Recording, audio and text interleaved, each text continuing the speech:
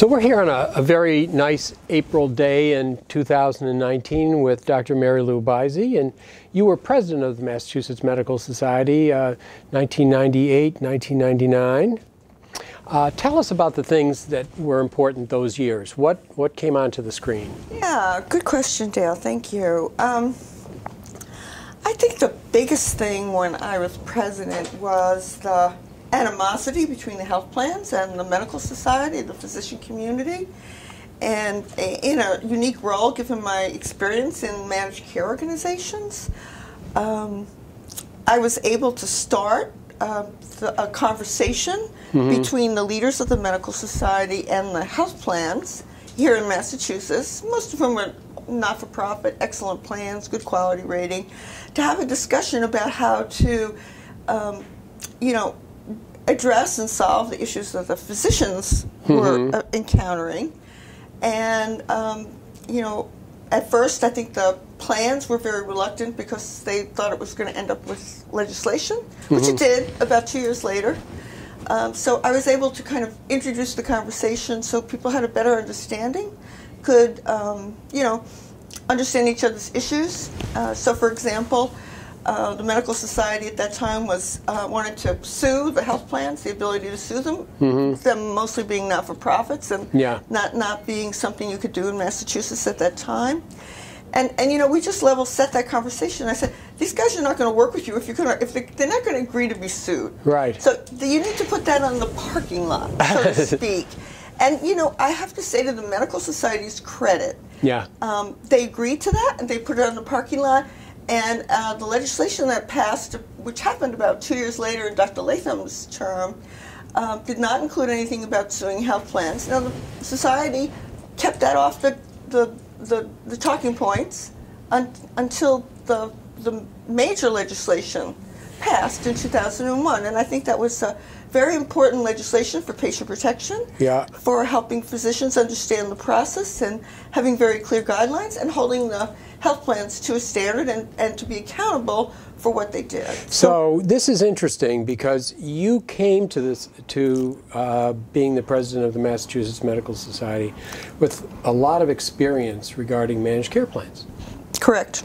And you stepped into this position at a time when conflict was at a high point. So it to me says something about the society that they selected a physician that had a lot of knowledge and experience with managed care plans. And so do you feel that you were stepping into a society that had enough of an open mind to be able to resist the impulse to just have a primal scream? And that's an interesting question. I think I was elected despite my experience in managed care. Okay. I got grilled by many committees from different districts and different specialties about my managed care background. So, and I think they had to be clear that I was going to represent them and not the health plans, which, I made some adjustments to satisfy them so that there was essentially no conflict of interest. So, for example, I agreed not to do any reviews or any work in Massachusetts because I was in a large plan at that time and I worked in other states.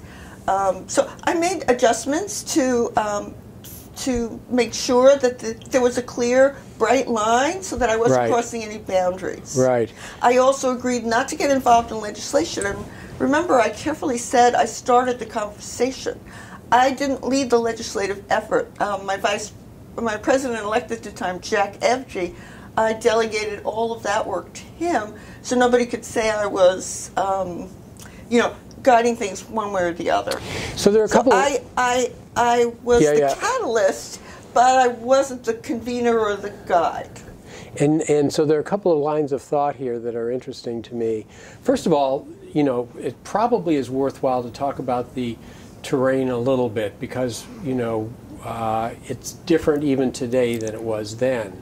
And most practitioners in 1998, 1999 were in private practice. They probably were in single specialty groups or solo practice. There was a growing number of people in multi-specialty groups and organizations, but not that many.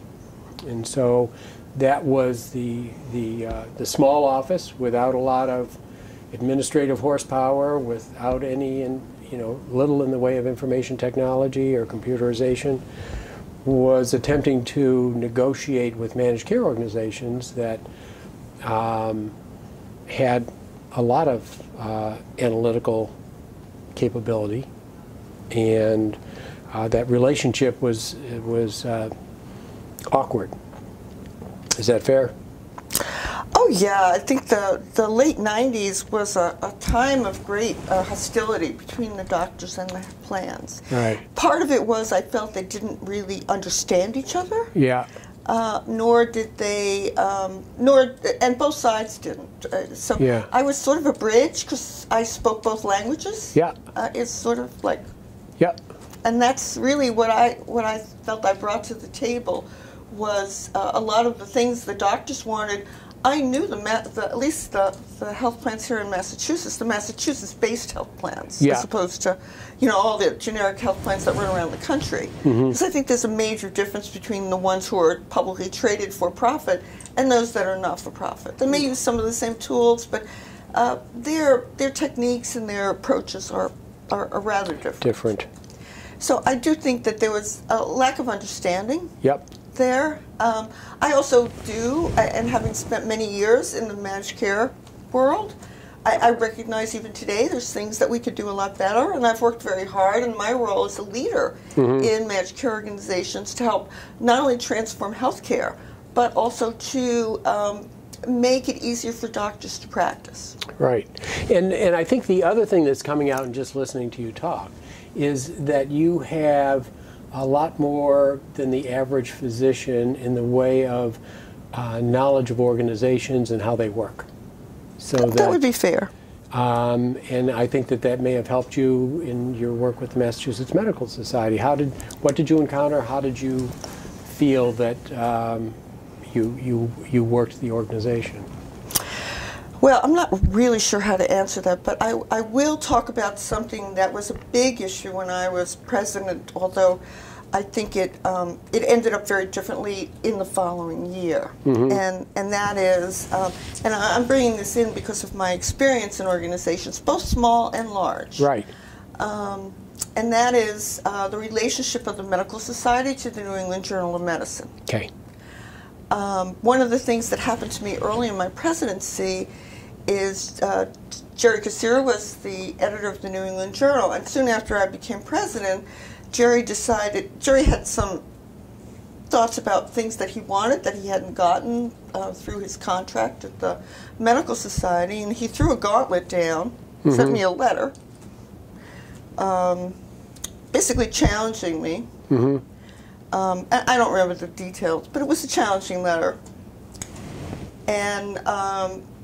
And basically it was a challenge of his contract. And I spent a long time that year working with the executive vice president of the Medical Society, who had a big conflict with Dr. Cassira, and really trying to work that out. And when this letter arrived on my desk, I basically called his bluff, and I ended up renegotiating his contract, which I thought was a good solution because I did not want to get into I wanted to preserve the journal. Sure. I've known Jerry Cassira for many years. We both were academics back in Tufts a decade or two before, so we knew each other from the days when I was at Tufts, and he was at Tufts before Tufts Medical Center before he came to the Medical Society. So we had known each other, peripherally at least. So I felt that he was a good editor, and I wanted to preserve the integrity of the journal and also the separation between the journal and the Medical Society without allowing some overreach, if you know what I mean. Yep. So, and I did feel he was trying to take advantage of me and overreach. So we actually ended up terminating his contract, renegotiating it with a lot of help from the society and the legal counsel that they, this wasn't about me. Yeah. This was just setting the the records so that we had a firm foundation to have him continue as editor. I don't think he was happy about it. And I know that that's probably true because my successor, Dr. Jack Evgy, got challenged basically very soon after he took office. Right. And that had a very different outcome. Yeah. And I'm not going to speak about that. Yeah. But I would just say that it's unfortunate. It was an unfortunate time, and it was something that I spent a lot of time and energy trying to heal and fix so that we had a harmonious relationship with the editor, because I thought that was very important for the society. So you're beginning to paint a picture of a very complex and large organization. Relationships with the government and legislation, relationships with the managed care plans, constituency of physicians who are mostly in small practices, pressure with the evolving industry, I guess we could call it, to approach things in a different manner than had been done in the past. And then there's this New England Journal, which has become a huge part of the organization at that point. And on the one hand, we have a world-famous brand, and on the other, we also have an organization or a publication that was the society itself had become dependent on. So there was a lot to tend. A lot of administrative stuff. Yes, big that's organization. True. That's true. To give you some contrast here, I spoke with Dr. Rodkey, who was president in the 70s. It was a very different organization that he took care of. It was him and a couple of administrators, and that was it. Whereas you were the president of an organization with hundreds of employees. Yes, in fact, this building was just being finished at the end of my term in 1999. And this building being in Waltham and over 80,000 square feet. So it's a little different than the little office down in the Fenway. What other issues did you focus on during that year? Yeah, the other, and I would call this more of a policy issue that came up, is that we had a very unfortunate murder of a physician.